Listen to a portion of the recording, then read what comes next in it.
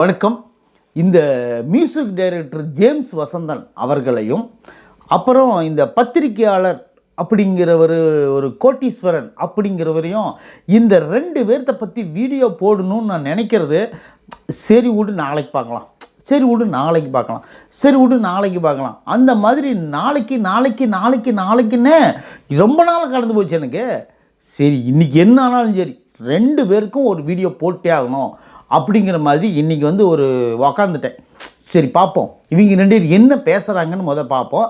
அதுக்கப்புறம் ஏன் இந்த வீடியோ போட்டேன் அப்படிங்கிறத பார்ப்போம். இவங்க நிறையா பேசுவாங்க, ஆனால் ஒரே ஒரு கிளிப் மட்டும் தான் நான் போடுவேன். நீங்கள் நிறைய பார்த்துருப்பீங்க. ஃபஸ்ட்டு இவங்க யாருன்னு தெரிஞ்சுக்கிட்டாவே முகத்தை பார்த்துட்டு அட இவங்களா அப்படின்னு சொல்லிட்டு முடிவெடுத்துருவீங்க. அதுக்கு முன்னாடி நம்ம சேனலை சப்ஸ்கிரைப் பண்ணுங்கள். இங்கே தெரிகிற இந்த கியூஆர் கோடை தவறாமல் பயன்படுத்துங்க. மியூசிக் டைரக்டரை பார்த்துருவோம். அவர் தான் இருங்க சும்மா நடிப்பார், வசனம் பேசுவார், ஜனமா பணமானா ஜனம்னு சொல்லுவார். ஆனால் ஜனனா என் படம் பார்ப்பாருங்க உயிர் போயிட்டு இருக்கும்போது. அவரை போய் இதோட நம்ம முதல் இது ஒரு சின்ன ஒரு 1000 விஷயங்கள் பேசியிருக்காருன்னா இது ஒரு பாயிண்ட் 1 அதுதான் இது. மற்றபடி நிறைய இருக்குது. அது போட்டோன்னா அதெல்லாம் காப்பிரைட் போடுவாங்க, அது நிறைய விஷயம் இருக்குது. சரி ஓகே, இவரை பற்றி நான் சொல்லிடுறேன். இவர் இசையமைச்ச படங்களில் எனக்கு மிகவும் பிடிச்ச படம் ஒரே ஒரு படம் தான், சுப்பிரமணியபுரம். அந்த படம் சூப்பராக மியூசிக் போட்டிருப்பார். ஒருவேளை இவருக்கும் விஜயனனுக்கும் வேறு ஏதாவது பர்சனல் ரிவெஞ்ச் இருக்கா, அல்லது வேறு இவர் விஜய் சார் இவர் படத்துக்கு எந்த படத்துக்கும் விறகணும் கூப்பிட்றாதீங்கன்னு சொல்லிட்டாரா, இல்லை மியூசிக் டைரக்டர் தொழிலையே மண்ணை போட்டதுக்கு காரணமே விஜயனா, இல்லை எந்த தயாரிப்பாளரையும் கூப்பிட்டு இந்த ஜேம்ஸ் வசந்தனை மட்டும் யாரும் கூப்பிட்றாதீங்க அப்படின்னு சொல்லிவிட்டாரா, இல்லை வேறு ஏதாவது ஒரு பர்சனல் பகை இருக்கா, இல்லை தின்னுட்டு இருக்கிற சோத்துலக்கு என்ன மண்ணை கொண்டாடி டொய்க்கன்னு போட்டாரா, எனக்கு ஒன்றும் வழங்க மாட்டேங்குது. எங்கே போய் உட்கார்ந்தாலும் சரி விஜய் அவர்களுக்கு ஒன்றுமே தெரியாது, எதுவுமே தெரியாது, ஒன்றுமே தெரியாது, எதுவுமே தெரியாது. இது மட்டும்தான் அவர் வாயிலிருந்து வர்றது. எல்லாமே திமுக தான் கொண்டு வந்துச்சு, திமுக தான் நம்ம கட்சி, திமுக தான் தமிழ்நாட்டினுடைய ஒரே ஆசீர்வதிக்கக்கூடிய ஒரு கட்சி எதுனா அது திமுக மட்டும்தான். என்னை முழுக்க முழுக்க ஆசீர்வதித்தது திமுக தான். நான் ஆசீர்வாதமாக இருக்கிறேன், அதுக்கு காரணம் என்னுடைய திமுக தான் சொல்லிட்டு மொத்த கிரெடிட்டும் தூக்கி திமுக கொடுப்பார்.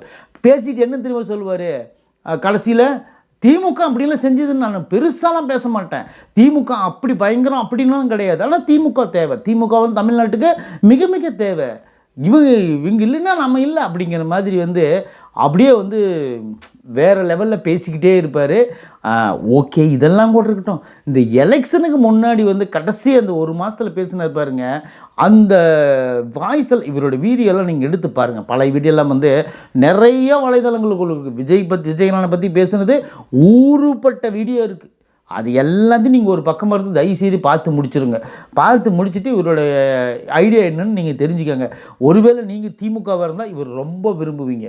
ஏன்னு தெரியுமா, இவர் விஜயனன் இதாக இருந்தீங்கன்னா கண்டிப்பாக இவரை நீங்கள் கண்டிப்பாக ரொம்ப விரும்புவீங்க.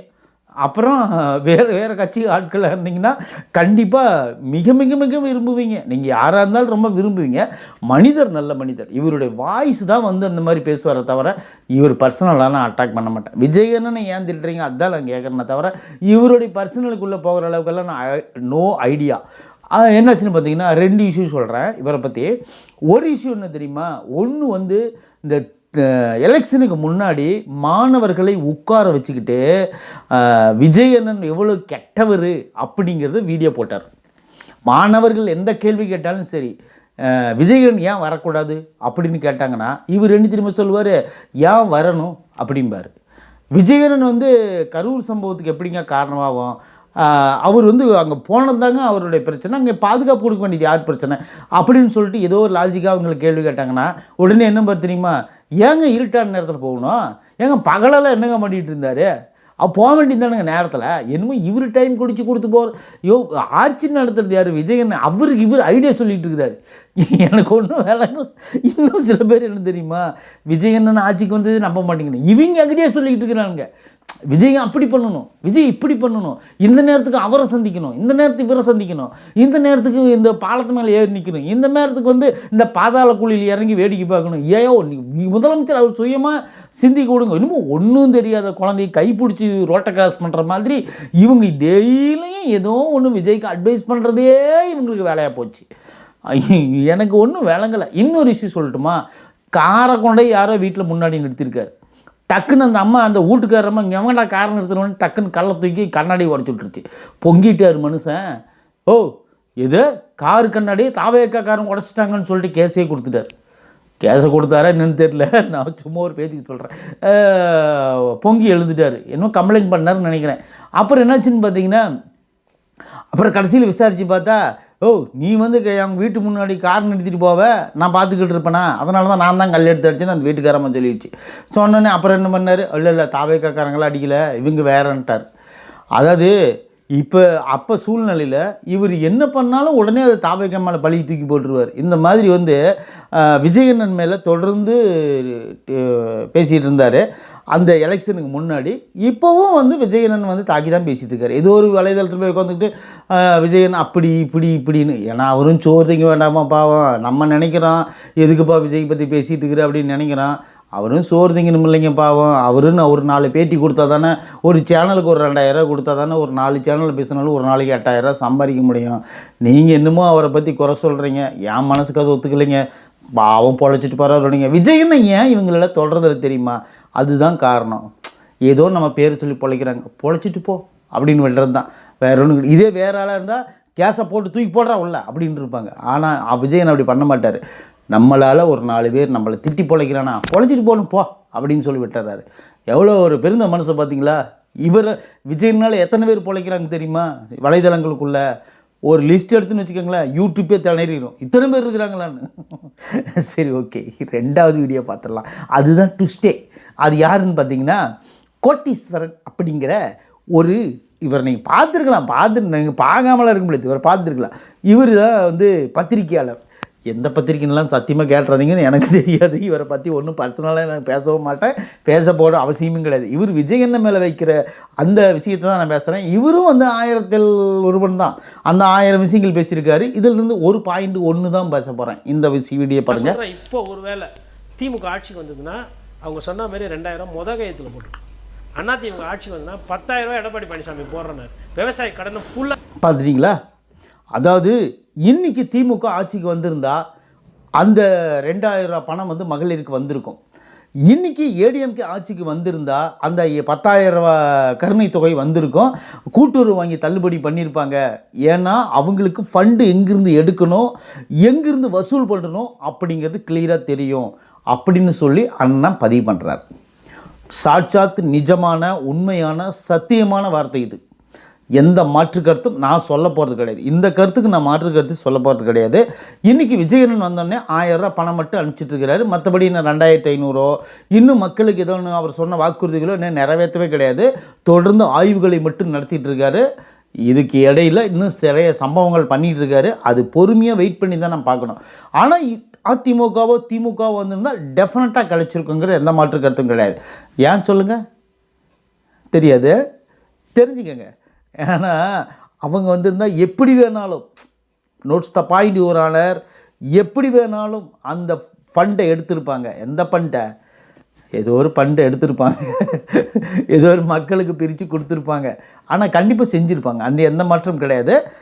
2031 போது ஒரு 20 லட்சம் கோடி கடன் ஆயிடுச்சு. இப்போ 13 லட்சங்கிறாங்க தோராயமாக. அடுத்து 20 லட்சம் கோடி கடன் ஆயிடுச்சு. எங்கே எப்படி ஆச்சு? 2200 வாங்கினீங்கள ஆகாது அப்படின்னா 10,000 கொடுத்தனில்ல, அதில் எங்கே போச்சு அப்படின்னு நம்மளை திருப்பி கேட்பாங்க மக்களை. இன்னொரு விஷயம் தெரியுமா? இதெல்லாம் இந்த பிரச்சனைலாம் வரக்கூடாது. இந்த 13,000 கோடியில் கடன் இதுக்கு மேலே நம்ம செலவழிக்கக்கூடாது. என்னென்ன ஆய்வுகள் செய்யணுமோ எல்லா ஆய்வுகளும் செய்ய, எப்படி எப்படி லாபம் எடுக்கணுமோ, எந்தெந்த துறையிலிருந்து நிறுத்தணும், எந்தெந்த துறையில் வந்து செயல்படுத்தணும். கனிம வளை தன்னால் கேரளாவுக்கு போயிட்டு இருந்துச்சு, அதை நிறுத்திவிட்டார். இன்றைக்கி கேரளாக்காரன் பூரா கதறிட்டு தமிழ்நாட்டுக்கு போன் அடிச்சிட்டு இருக்கிறான், கடிதம் எழுதிட்டு இருக்கிறாரு. என்ன தலைவரை, நம்மளுக்கு இந்த கனிம வளை வருமா இல்லை வராதா அப்படின்னு சொல்லிட்டு எழுதிட்டு இருக்கிறாரு. ஐயோ, நான் ஒன்று சொல்கிறேன். அதாவது ஒரு மனுஷனை வந்து இமிட்டேட் பண்ணலாம், இவரும் அதே மாதிரி தான். என்னென்னா அவருக்கு ஒன்றுமே தெரியாது. ஏன் நீங்கள் வேறு அவர்கிட்ட போய் ஆட்சியை கொடுத்துக்கிட்டு ஒன்றுமே தெரியலைங்க. அவங்க ரசிகர்களுக்கெல்லாம் ஒன்றுமே தெரியாதுங்க, எதுவுமே தெரியாதுங்க. அதாவது என்ன சொல்கிறது, அவராவது இந்த ஒன்றும் தெரியாத குழந்தை ரோட்டை கிராஸ் பண்ணுற மாதிரி கூப்பிட்டு போவார். இவர் ஒன்றும் தெரியாத குழந்தைய பைபாஸை கிராஸ் பண்ணுற மாதிரி சுற்றி மத்தியும் பார்ப்பார். என்னென்னு பார்த்தீங்கன்னா விஜய் சாருக்குலாம் ஒன்றுமே தெரியாது இவரோட பார்வையில். இவங்க 2 பேர்த்தோட பார்வையில் விஜய் சாருக்கு ஒன்றுமே தெரியாது.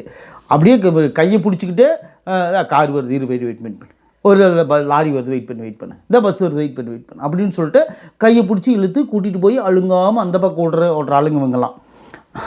அப்புறம் என்னென்னு பார்த்தீங்கன்னா சில பேர் வந்து அதாவது திமுகவுக்கு முட்டு கொடுப்பாங்க, சில பேர் வந்து பார்த்திங்கன்னா காங்கிரட் முட்டு கொடுப்பாங்க, அல்லது வந்து இரும்பில் முட்டு கொடுப்பாங்க.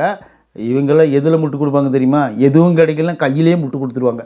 அந்த மாதிரி வந்து நிறைய பேர் இருக்கிறாங்க. அண்ணன் வந்து அந்த மாதிரிலாம் கிடையாது அப்படின்னு சொல்லிட்டு இவங்கன்னு சொன்ன பார்த்தீங்களா, அதை டெலிட் பண்ணிடுங்க. இவங்க அப்படின்னு சொன்னது வந்து மொத்தமாக நான் சொல்கிறேன், இவரை சொல்லலை நான். இவர் தங்கமான மனுஷர் அப்படின்னு நீங்கள் நினச்சிக்காதீங்க. நான் இப்போயே சொல்கிறேன், இவர் பர்சனலுக்குள்ளே நம்ம போக வேண்டிய அவசியம் கிடையாது, அது நம்ம தெரிஞ்சிக்க வேண்டிய அவசியம் கிடையாது. இவர் விஜயரனை பேசுவது போல தான் நான் மற்றவர்களை பேசுகிறேன் அப்படிங்கிறது. இவர்கள் இதை விட கடுமையாக பேசுவாங்க. ஆனால் நான் வந்து சாஃப்டாக பேசுகிறேன். ஏன் தெரியுமா? நம்மளுக்கு யாருக்கும் எதிரி இல்லைங்க, எல்லோரும் நல்லவங்க தான் பாவம். இவரையும் ஏன் தெரியுமா, ஏதோ ஒரு 2000-3000 கொடுக்குறாங்க, அது ஏங்க வேஸ்ட் பண்ணணும்? என்னையும் கூப்பிட்டு 4 பேர் விஜயனுக்கு ஒரு ஃபோனை போட்டு, அண்ணா இந்த மாதிரி என்னை கூப்பிடுறாங்க, நான் வந்து உங்களை கொஞ்சம் இமிட்டேட் பண்ணி பேசுகிற மாதிரி பேசுவேன், நீங்கள் என்ன கொஞ்சம் மன்னிச்சிருங்கண்ணா அப்படின்னு சொன்னோம்னா, ஓகேப்பா பேசுப்பா, ஒன்றும் பிரச்சனை இல்லை, பேசிக்கப்பா, அவரை கண்டுக்காதீங்க பாவுன்ட்டுருவார். உண்மையிலே வந்து இவங்கெல்லாம் வந்து இப்படி நினச்சிட்டு இருக்கிறாங்க. அவர் பேசணுன்னே போய் வேட்டியில் உட்காந்து நம்ம வந்து விஜயன் என்னங்க தெரிய போது, அவரெல்லாம் ஒன்றுமே தெரியாது, ஏங்க நீங்கள் வேறு இது குதிரை பேராச்சு, அந்த பேராச்சு, இந்த பேராச்சு அப்படின்னு நமக்கு ஏதோ சோபா செட் ஆச்சு அப்படி இப்படின்னு சொல்லிட்டு ஏதோ குழப்பி விட்டுகிட்டே இருக்கணும் மக்களை. அவங்க வந்து ஆஹா விஜய் பிடிக்காதவங்க என்ன பண்ணுவாங்க தெரியுமா? ஆஹா இவன் தான்டா கரெக்டாக பேசலாம், இவன் தான்டா சரியான ஆள் நம்மளுக்கு அப்படின்ட்டு இருப்பான். ஆனால் மனசுக்குள்ள என்ன தெரியுமா, உண்மையிலே இவங்க 2 பேரும் வந்து விஜயனை விரும்பக்கூடிய ஆட்கள், அதில் எந்த மாற்று கருத்தும் கிடையாது. ஆனால் இவங்க 2 பேர் பேசுவது வந்து அனைத்தும் வந்து என்னென்னு பார்த்தீங்கன்னா, சும்மா வாயிருக்காத பாட்டுக்கு அவளை பிடிச்சி வாயில் போட்டு மென்னுட்டு இருப்பாங்களே அந்த மாதிரி. சரி, ஓகே. இந்த வீடியோவில் ஏதோ ஒரு பிள்ளை இருந்தாவோ, யாராவது மனசு காயப்பட்டிருந்தாவோ, ஐ எம் வெரி சாரி, மன்னிச்சிடுங்கோ. தேங்க்யூ.